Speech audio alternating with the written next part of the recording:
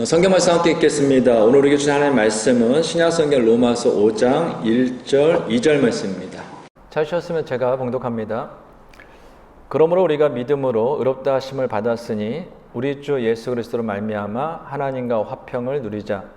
또한 그로 말미암아 우리가 믿음으로 서 있는 이 은혜에 들어감을 얻었으며 하나님의 영광을 바라고 즐거워하느니라. 아멘. 오늘은 하나님과 화평을 누리자라는 제목으로 하나님 말씀 대언하겠습니다. 죄인된 인간은 행위로서 하나님께 의롭다라고 인정받을 수 없습니다. 오직 인간은 믿음으로만 하나님께 의롭다라고 인정받을 수 있습니다. 그러므로 우리가 하나님께 의롭다라고 인정받아 구원을 받았다면 그것은 하나님께서 우리의 행위를 본 것이 아니라 우리의 믿음을 보시고 인정하신 것입니다. 그래서 어떤 사람도 그 누구라도 구원에 대해서는 하나님과 사람 앞에 절대로 자랑할 것이 하나도 없습니다. 모든 것이 전적인 하나님의 은혜이기 때문입니다.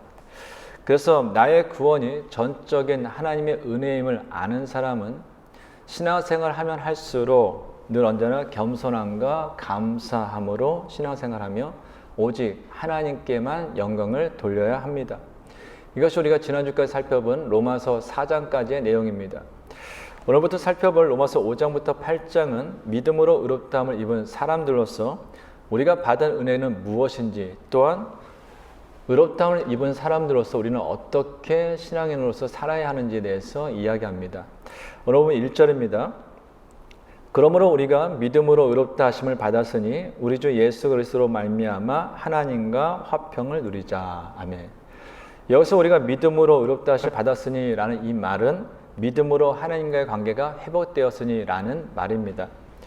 원래 하나님과 사람의 관계는 매우 친밀하며 자유롭게 교제하는 관계였습니다.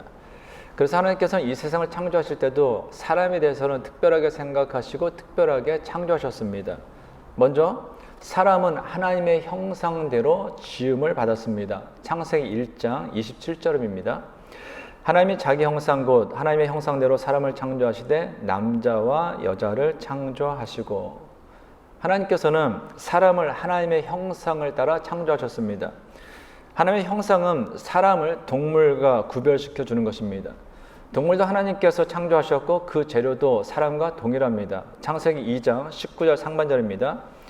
여호와 하나님이 흙으로 각종 들짐승과 공중의 각종 새를 지으시고, 하나님께서는 사람을 흙으로 만드셨듯이 각종 들짐승과 공중의 새 역시 흙으로 창조하셨습니다. 그런데 가장 중요한 차이는 어떤 동물도 하나님과 닮은 모습으로는 창조하지 않으셨다라는 것입니다. 바로 이런 이유 때문에 남자나 여자나 누구든지 동물처럼 대접받아서는 안 됩니다. 또한 동물처럼 행동해서도 안 되는 것입니다. 그런데 여자라는 이유 때문에, 나이가 어리다는 이유 때문에, 가난하다는 이유 때문에 동물처럼 대접받는 사람들이 얼마나 많습니까? 이것은 사람을 외적인 조건으로 판단하고 동물처럼 대접하는, 동물처럼 행동하는 사람들 때문입니다.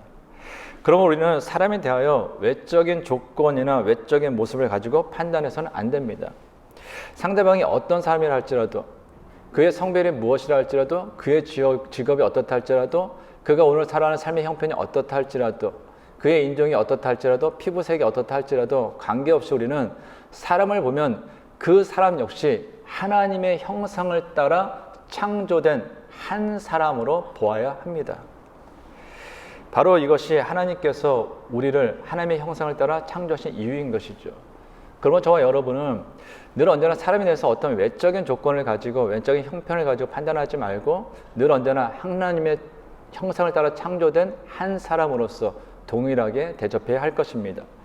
두 번째로 사람은 살아있는 영적인 존재로 지음을 받았습니다. 창세기 2장 7절입니다. 여호와 하나님이 땅의 흙으로 사람을 지으시고 생기를 그 코에 불어넣으시니 사람이 생명이 되니라. 아멘. 하나님께서 흙으로 사람을 지으시고 하나님 자신의 숨을 인간에게 불어넣어 주심으로 사람은 그때 비로소 생명이 되었습니다. 생명은 단순히 살아있는 생물이라는 것이 아니라 살아있는 영적인 존재라는 것입니다. 여기에 사람과 짐승의 차이가 있습니다. 따라서 사람은 본능을 쫓아 사는 짐승처럼 살면 안 됩니다. 짐승은 먹고 싶은 본능, 살고 싶은 본능을 따라 살아갑니다. 근데 사람은 그냥 단순히 내가 돈을 벌고 싶은 욕심, 본능, 내가 먹고 싶은 본능, 뭐 살아가고 싶은 본능, 그것을 쫓아서만 살아서는 안 된다라는 거예요. 내 본능을 쫓아서만 살아간다면 어떤 직업을 갖든 무엇을 배우든 어떤 자리에 있든 간에 그 사람은 짐승과 다를 바가 없습니다.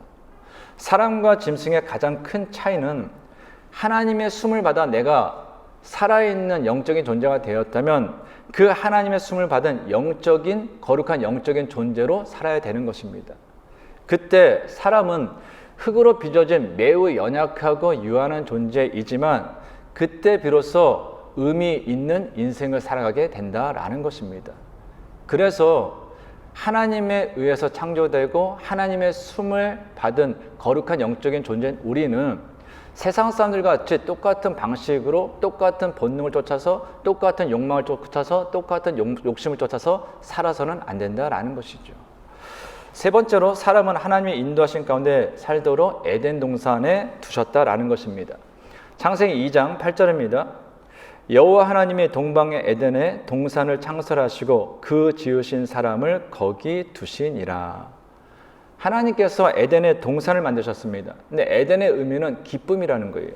또한 동산은 울타리로 보호되는 아름다운 곳을 의미합니다.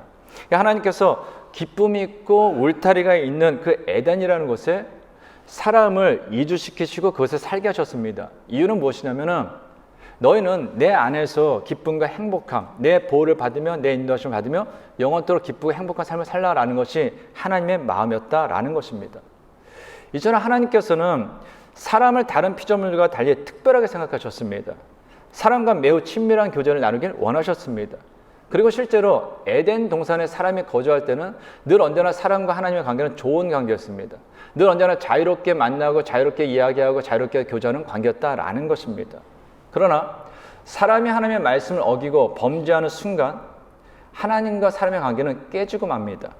성경은 범죄한 사람의 반응에 대해서 다음같이 증언합니다. 창세기 3장 8절입니다. 그들이 그날 바람이 불 때 동산에 거니시는 여호와 하나님의 소리를 듣고 아담과 그의 아내가 여호와 하나님의 낯을 피하여 동산 나무 사이에 숨은지라. 하나님의 말씀을 어기고 죄를 지은 아담과 하와는 동산에 거니시는 여호와 하나님의 소리를 듣자 동산 가운데 있는 나무 사이로 숨었습니다. 이유가 무엇일까요? 창세기 3장 10절입니다. 이르되 내가 동산에서 하나님의 소리를 듣고 내가 벗었으므로 두려워하여 숨었나이다. 하나님에 대한 두려움 때문에 아담과 하와는 이 동산을 거니시는 하나님의 소리를 듣고서 숨었다라는 거예요. 이전에는 동산을 거니시는 여호와 하나님의 소리를 들으면 너무나 반가웠습니다. 너무나 기뻤어요. 그래서 자유롭게 다가가서 이야기하고 교제를 나눴다라는 것입니다. 근데 죄를 짓고 보니 욕심, 욕망으로 가득한 나의 수치스러운 모습이 보이기 시작한 것입니다. 그러니 거룩하신 하나님을 생각할 때 두려웠던 거예요. 그 두려움이 하나님을 피하게 했고 하나님과 나의 관계를 깨트리게 했다라는 것입니다. 이사야 59장 2절입니다. 오직 너희 죄악이 너희와 너희 하나님 사이를 갈라놓았고 너희 죄가 그의 얼굴을 가리어서 너희에게서 듣지 않으시게 함이니라. 이처럼 죄가 하나님과 인간 사이를 갈라놓았습니다. 그 간격이 너무나 커서 사람이 어떤 선행을 행하든지 어떤 본인들 마음대로 의롭다라고 행위를 하든지 하나님 앞에 나갈 수 있는 길은 없어진 거예요. 이것이 하나님과 죄인된 인간의 처지였다라는 것입니다. 그런데 하나님께서는 인간과의 관계가 계속해서 그렇게 멀리 떨어져 있는 깨진 관계로 있기를 원하지 않으셨습니다. 왜요? 하나님께서 이 세상을 창조하기 전부터 사람에 대해서 특별하게 생각하셨거든요. 사람과는 대화를 하시고 교제를 하시고 예배를 하시며 친밀한 교제를 나누기 원하셨거든요. 그래서 하나님께서는 인간과의 깨어진 관계를 다시 회복하고자 한 가지 방법을 사용하십니다. 로마서 5장 10절입니다. 곧 우리가 원수 되었을 때에 그의 아들의 죽으심으로 말미암아 하나님과 화목하게 되었은즉 화목하게 된 자로서는 더욱 그의 살아나심으로 말미암아 구원을 받을 것이니라. 아멘.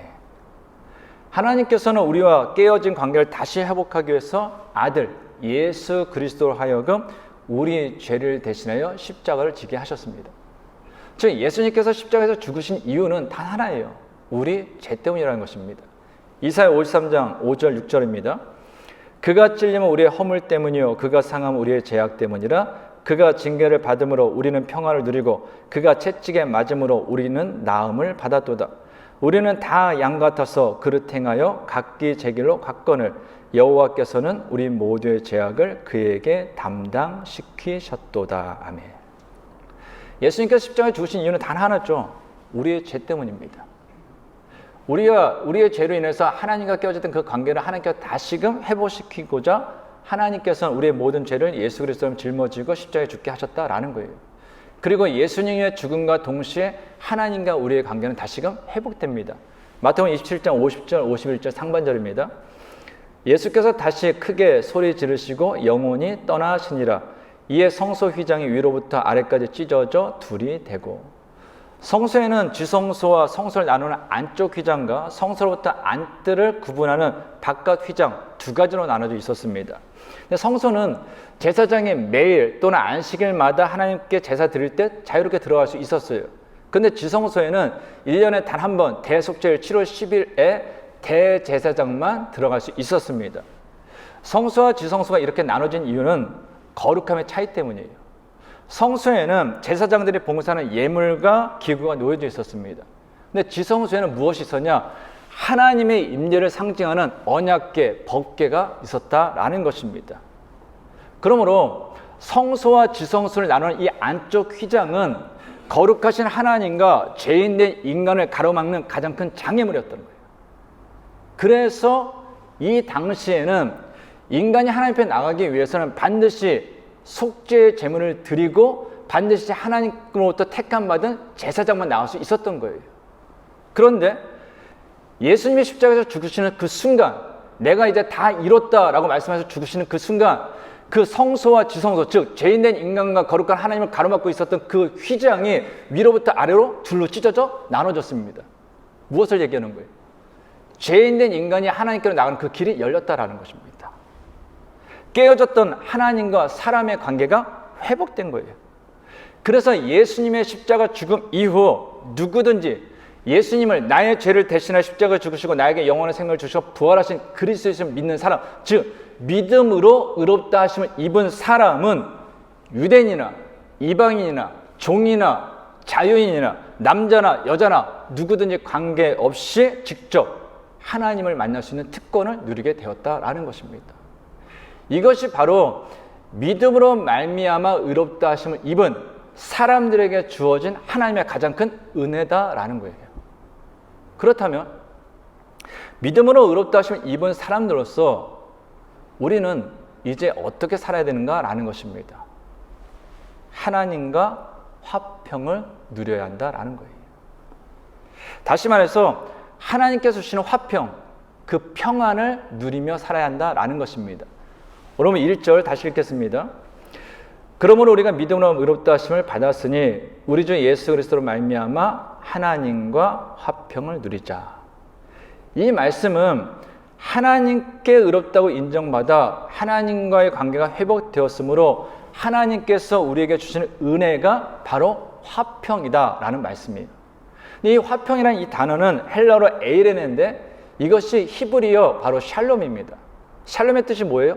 평안, 평강, 평화예요. 부활하신 예수님께서 제자들을 찾아오셔서 가장 먼저 하신 말씀이 바로 이런 말씀입니다. 요한복음 2장 19절 하반절입니다. 예수께서 오사 가운데 서서 이르시되 너희에게 평강이 있을지어다. 왜 예수님께서 부활하신 예수님께서 제자들을 찾아오셔서 가장 먼저 하신 말씀이 너희에게 평강이 있을지어다 라면요. 예수님께서 십자가에 죽자 제자들은 예수님과 마지막 식사를 한 마가의 다락방에 모였습니다. 근데 그들은 밖에서 문을 열고 못 들어오도록 집안에 있는 모든 문을 다 굳게 잠갔어요. 이유가 무엇이냐? 예수님을 십자가에 죽인 그 유대인들이 자신들을 죽일까라는 그 두려움 때문이었어요. 즉 제자들은 예수님이 십자가에 죽은 이후에 세상의 그 두려움, 유대인들에 대한 그 두려움 때문에 모든 문을 굳게 잠고 홀로 숨어서 있었다라는 것입니다. 근데 그 순간에 부활하신 예수님께 찾아오셔서 너에게 평강이 있을지어다. 두려워하지 말고 평안하라라고 말씀하셨다는 거예요. 무엇을 의미하는 것입니까? 예수님께서 원하시는 것은 제자들의 두려움 가운데 있는 것이 아니었다라는 거예요. 불안함이나 염려 가운데 있는 것이 아니라 주님께서 주시는 그 평안을 누리길 원했다라는 것입니다. 그리고 실제로 예수님께서 그들을 찾아오시자 너에게 평강이 있을지어다 평안을 주시자 그 제자들이 닫혔던 모든 문을 열고 평안 가운데 있었다라는 것입니다. 상황은 바뀌지 않았어요. 예수님을 죽였던 그 유대인들도 여전히 있었습니다. 그 유대인들은 예수님을 죽였듯이 예수님을 전하는 사람들은 죽이려는 각오가 되어 있었습니다. 그럼에도 너에게 평강이 있을지어다 평강을 전하시는 그 주님을 만난 이후 상황이 바뀌지 않았음에도 불구하고 제자들은 굳게 닫았던 그 문을 열고 세상 밖으로 나아갑니다. 사람에게로 나아갑니다. 심지어 죽는 순간까지 평안함으로 기쁨으로 찬양함으로 예수님께서 그리스도이심을 예수님의 부활하심을 증언하였다라는 것입니다. 이유가 뭐예요? 주님께서 주시는 그 평안을 얻었기 때문이에요. 그래서 예수님께서 이렇게 말씀하시죠. 요한복음 14장 27절입니다. 평안을 너희에게 끼치노니 곧 나의 평안을 너희에게 주노라. 내가 너희에게 주는 것은 세상이 주는 것과 같이 아니하니라. 너희는 마음에 근심하지도 말고 두려워하지도 말라. 예수님께서 평안을 주실 걸 약속하셨어요. 그런데 예수님의 말씀을 잘 보면요, 예수님께서는 세상의 평안과 구별하여 나의 평안을 이야기하고 계십니다. 그러면서 뭐라고 얘기하시죠? 예수님께서 주시는 평안은 세상이 주는 평안과 같지 않다라는 거예요. 무엇은 얘기입니까? 세상이 주는 평안은 참된 평안이 아니라는 거예요. 세상이 주는 평안은 우리로 하여금 참된 평안을 얻지 못하게 한다는 것입니다. 이유가 무엇입니까? 세상이 주는 평안이 뭐예요? 다 외적인 조건이에요. 물질이든지 건강이든지 명예든지 권력이든지 인간관계든지 직업이든지 지식이든지 취업이든지 진학이든지 다 외적인 조건입니다. 근데 외적인 조건이 주는 평안은 어떻습니까? 늘 언제나 사라질 수 있다는 거예요. 그것이 사라지면 평안은 없어진다는 것입니다. 멜번은 잘 아시는 것처럼 하루에도 따뜻했다가 추웠다가 바람 불었다가 시원했다가 비 왔다가 흐렸다가 구름이 있다가 또 뭐죠? 우박이 내렸다가 왔다 갔다 해요. 맞죠? 그래서 미친 날씨라고 하지 않습니까? 근데 그 날씨 속에서요, 나는 따뜻한 날씨가 좋아, 이렇게만 생각하면은 하루에도 수십 번씩 마음이 왔다 갔다 하는 거예요. 에휴, 따뜻해야 되는데 왜 비는 와? 왜 미쳐가지고 또 바람은 불어? 왜 추워? 왜 우박은 오는 거야? 왜 흐린 거야? 그러면 늘 언제나 내 마음속에 평안 없죠. 왜? 내 평안의 조건은 외부에서 늘 언제나 오니까. 그런데 따뜻하면 따뜻한 대로 따뜻함을 즐기고, 바람이 불면 바람 부는 대로, 비가 오면 비가 오는 대로, 이건 내가 어찌할 수 없는 거거든요. 그러니까 그 상황을, 내게 주어진 상황을 인정하면서 즐기면 평안할 수 있다라는 것입니다. 그러니까 주님께서 주는 평안이 바로 그런 거예요. 어떤 조건 때문이 아니라 늘 언제나 나에게 주시는 그 주님의 평안, 변함없는 평안이기 때문에 그 평안이 내게 있을 때는 주변의 상황이나 환경이 바뀐 것도 아닌데도 여전히 내 마음에 평안해질 수 있다라는 것입니다. 그 특별한 이유가 무엇인지 아십니까? 다음에 두 가지 이유 때문이에요. 첫 번째는 예수님의 이름으로 하나님의 은혜의 보좌로 들어가는 특권을 우리에게 주어졌기 때문입니다. 오늘 보면 2절 상반절입니다. 또한 그런 말미암아 우리가 믿음으로 서 있는 이 은혜에 들어감을 얻었으며, 여기서 들어감이라는 단어는 헬러 프로사고겐이라는 단어인데요, 이 단어가 사용된 성경 구절이 다음 같은 것이 있습니다. 에베소 3장 12절입니다. 우리가 그 안에서 그를 믿음으로 말미암아 담대함과 확신을 가지고 하나님께 나아감을 얻느니라. 여기 나아감이라는 이 단어가 바로 프로사고겐이에요. 또 히브리서 4장 16절입니다. 그러므로 우리는 긍휼하심을 받고 때를 따라 돕는 은혜를 얻기 위하여 은혜의 보좌 앞에 담대히 나아갈 것이니라. 여기에 나아가는 이 단어 역시 프로사고겐입니다. 근데 이 단어가 공통적으로 지금 이야기하는 게 뭐예요? 예수 그리스도를 믿음으로 말미암아 하나님의 은혜의 보좌 앞에 나아가는 특권을 얻었다라는 거예요. 그럼 잘 생각해 보세요. 예수 그리스도의 은혜로 말미암아, 예수 그리스도를 믿음으로 말미암아 우리가 하나님의 은혜의 보좌 앞에 들어갈 수 있는, 나아갈 수 있는 특권을 얻었다. 무엇을 이야기하는 걸까요? 기도예요. 내가 예전에는 예수 그리스도의 이름으로 하나님 앞에 나아가 감히 기도할 수 없었는데 이제 내가 예수 그리스도의 이름을 예수 그리스도를 믿음으로 예수 그리스도의 이름으로 하나님 앞에 나아가 기도할 수 있는 특권을 얻었다라는 것입니다. 그래서 예수님께서 이렇게 말씀하세요. 요한복음 16장 24절입니다. 지금까지는 너희가 내 이름으로 아무것도 구하지 아니하였으나 구하라. 그리하면 받으리니 너희 기쁨이 충만하리라. 아멘. 앞에서 말씀드린 것처럼 죄인은 거룩하신 하나님 앞에 나아갈 수 없습니다. 그래서 범죄한 아담과 하와는 하나님이 두려워 숨었던 거예요. 그래서 예수님께서 십자가에 죽기 전까지 인간이 하나님 앞에 나가기 위해서는 반드시 속죄의 제사를 드려야만 했고 반드시 하나님께서 택하신 제사장을 통해서만 나갈 수 있었다는 것입니다. 이것이 중세 시대 때도 계속 이어졌었어요. 오늘도 로마 카톨릭에서는 동일하게 이어지죠.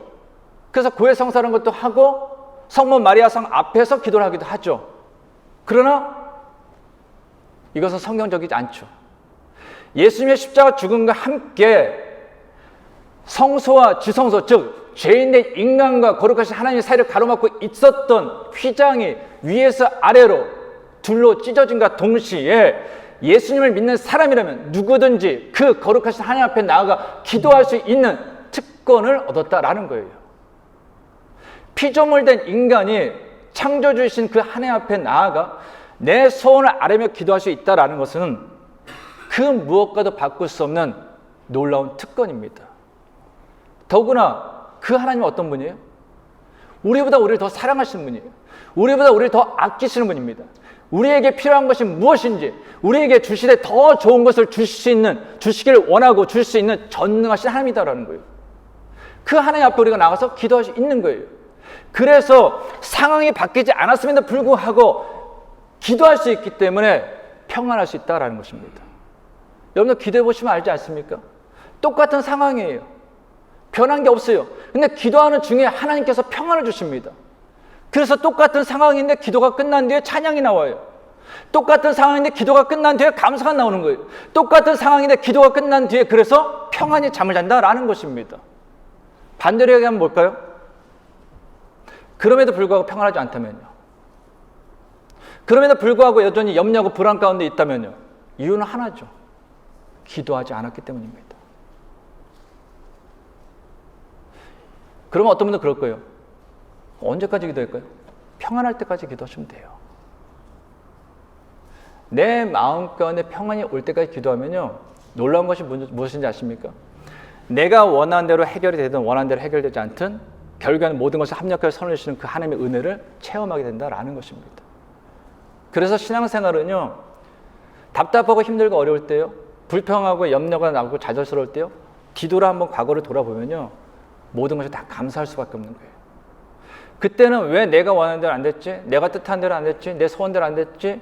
하지만 지나고 나 보니 그 모든 것을 합력하여 선을 주시는 그 하나님의 은혜가 오늘의 나를 만들었다.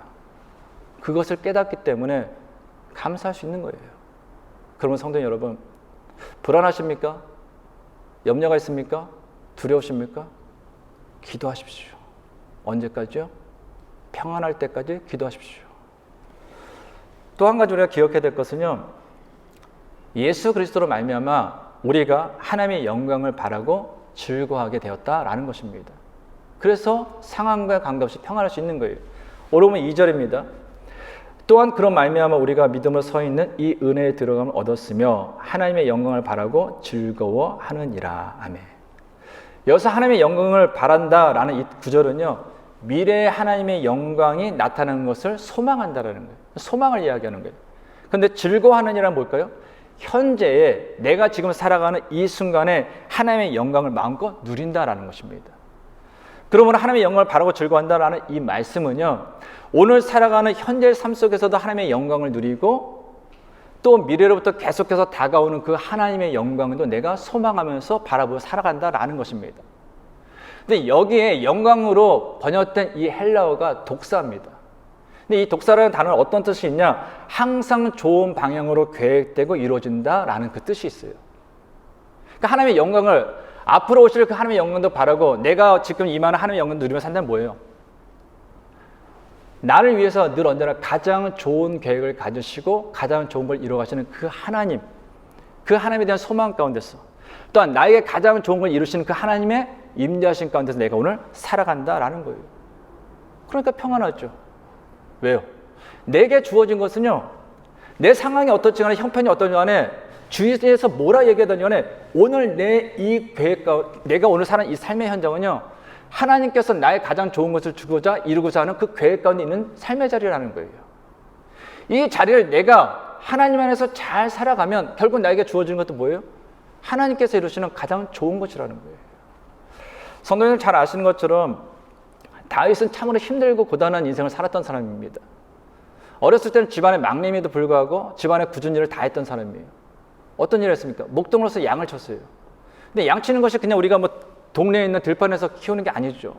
한번 양을 데리고 나가면 몇 날 며칠씩은 있어야 돼요. 다윗의 고백처럼 때로는 사자의 위험도 당했고 곰의 위험도 당했습니다. 어린 나이에 그 모든 걸 다 당한 거예요. 거인 골리앗을 전쟁에서 이긴 뒤에는 어떻습니까? 사울 왕의 시기를 받아서 10년 동안을 사막에서 생활합니다. 먹을 것이 부족했고요, 잠자리가 부족했습니다. 심지어 적국의 적왕 앞에서 미친 척하며 수염에 침을 질질 흘리기도 했습니다. 이스라엘 왕이 된 뒤에는 끊임없는 전쟁에 시들렸습니다. 심지어 가장 사랑하는 아들 압살롬 또한 그 주변에 있는 많은 사람들에 의해서 배신을 당하였고 그들로 인해서 생명의 위협을 당했습니다. 근데 놀라운 사실이 무엇인지 아십니까? 그 다윗이 성경에 나오는 그 어떤 사람보다, 인류 역사상에 있었던 그 어떤 사람보다 가장 많은 시편을 고백하여 시를 지었고 하나님을 찬양했다라는 거예요. 그 이유가 무엇일까요? 시편 23편 1절 2절입니다. 여호와는 나의 목자시니 내게 부족함이 없으리로다. 그가 나를 푸른 풀밭에 누이시며 쉴만한 물가로 인도하시는도다. 아멘. 다윗은 수많은 위험과 고난이 있었습니다. 다윗은 늘 언제나 부족함을 경험했던 사람이에요. 그럼에도 그는 나는 부족함이 없다라고 고백해요. 그는 늘 언제나 주님을 찬양했습니다. 사막 한가운데서 모래에서 위에서 자도 그는 찬양을 했어요. 동굴에 있을 때도 찬양했습니다.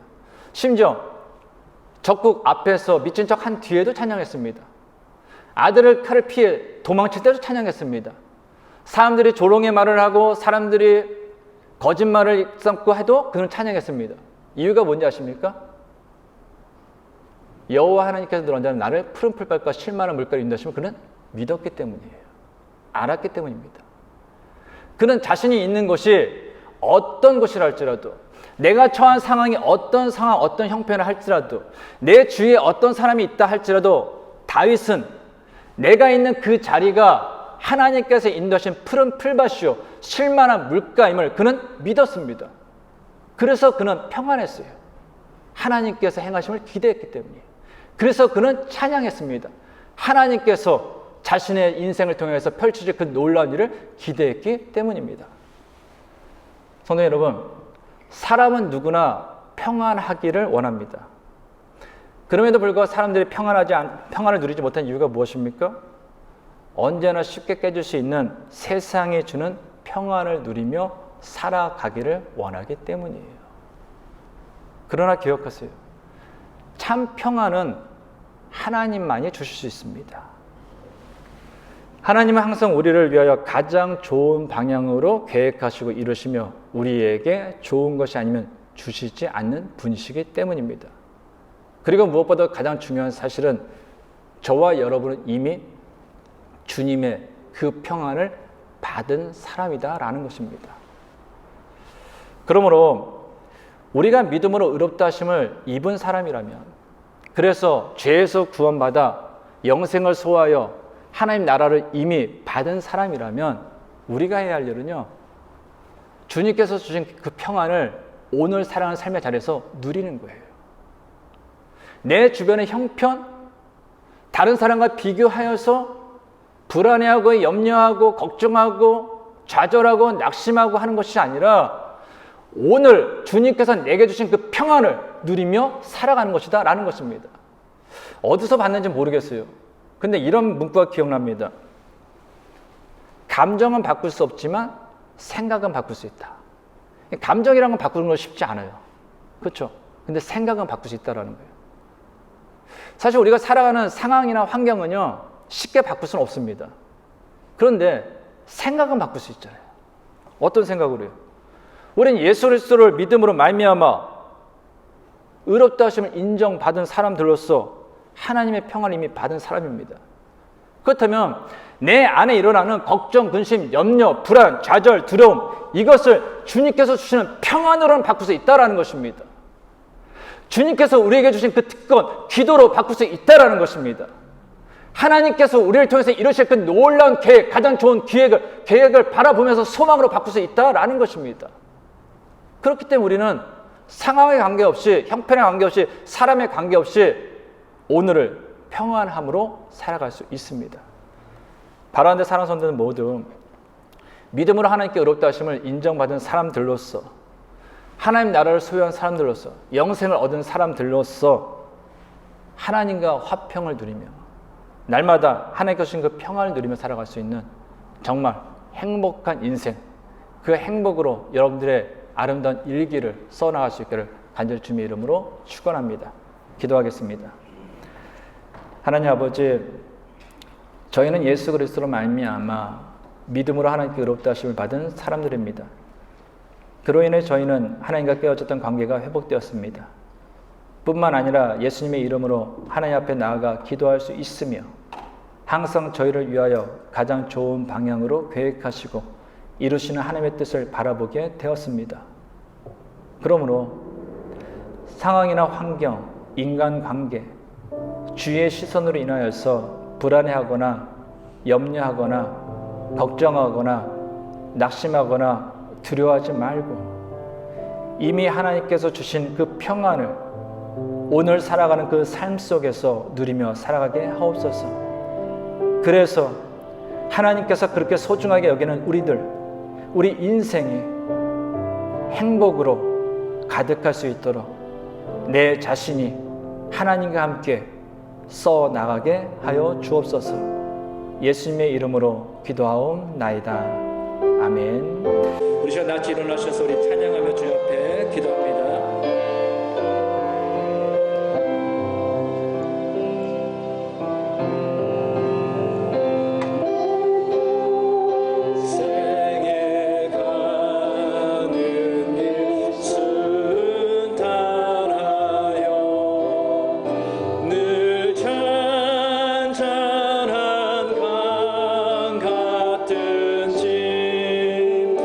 그 큰 과로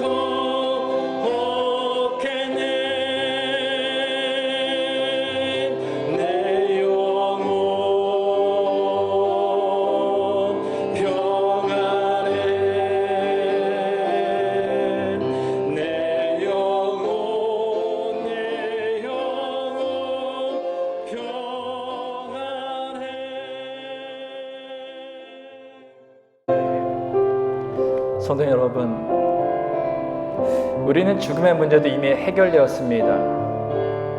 주님께서 바로 이 순간 오셔서 세상을 심판해도 우리는 그 심판에서도 이미 구원받아 하나님 나라를 소유했습니다. 인생에 있어서 가장 커다란 문제가 해결된 사람입니다.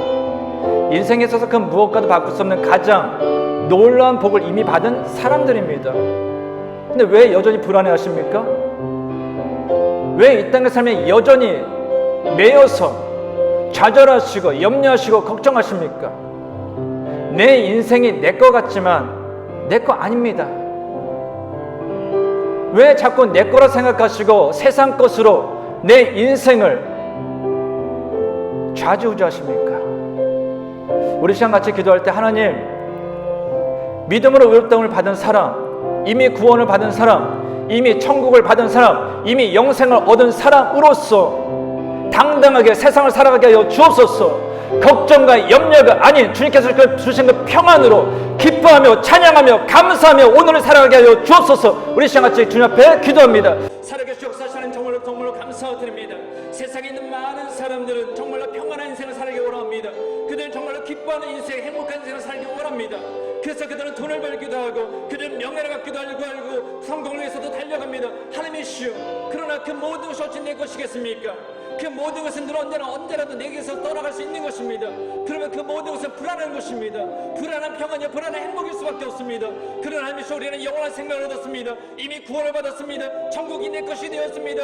하나님께서 이미 우리에게 영원한 평안을 허락하여 주셨습니다. 늘 언제나 우리와 함께 하시다 말씀하셨고 늘 언제나 우리에게 기도를 들으시다 말씀하셨습니다. 그러므로 하나님이시여, 세상 것 때문에 우리가 평안을 잃어버리는 것이 아니라 하나님 때문에 날마다 날마다 평안하게 해주시오. 하나님의 손을 붙잡고 살아가는 오늘을 행복한 인생을 살아가게 하여 주시옵소서. 눈을 뜰 때 행복하게 해주시오. 하나님께서 주신 오늘의 시간이 얼마나 소중한지 알고 그 소중한 선물을 진으로 주 앞에서 감사함과 기쁨과 찬양과 평안으로 살아가는 여가 되게 하여 주시옵소서. 그래서 하나님이시여, 우리가 살아가는 그 인생이 한숨 짓는 인생이 되는 것이 아니라 진으로 주를 찬양하는 인생이 되게 해 주시오. 기뻐하는 인생이 되게 하여 주시옵소서. 늘 언제나 나의 목자 되신 그 하나님께서 나를 푸른 조장과 실만한 물가로 인도하시는 기억함으로 내가 있는 이곳에서 주님을 예배하며 내가 있는 이곳에서 주님을 찬양하며 하나님의 영원롭게 살아가는 인생이 되게 하여 주시옵소서. 그래서 하나님이시여, 언제가 되더라도 어느 순간이 되더라도 하나님께서 우리를 부르는 그 순간을 주 앞에 감사함으로 주 앞에 기뻐함으로 주 앞에 나갈 수 있는 여가 되게 하여 주시오.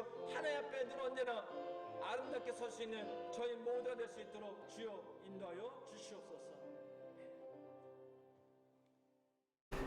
이제는 우리 주 예수 그리스도의 은혜와 하나님의 크신 사랑과 성령님의 교통하심이 예수 그리스도로 말미암아 믿음으로 하나님께 의롭다 하심을 받은 사람들로서 예수님의 이름으로 하나님 앞에 나아가 기도하며 항상 우리를 위하여 가장 좋은 방향으로 계획하시고 이루시는 그 하나님의 뜻을 바라며 하나님께서 주신 그 무엇과도 바꿀 수 없는 오늘이라는 가장 큰 은혜를, 하나님께서 주신 평안을 누리며 살아가기를 원하는 모든 성도들과 가정과 세워주신 기업 위에 이제부터 영원까지 함께 하시기를 간절히 축원하옵나이다. 아멘.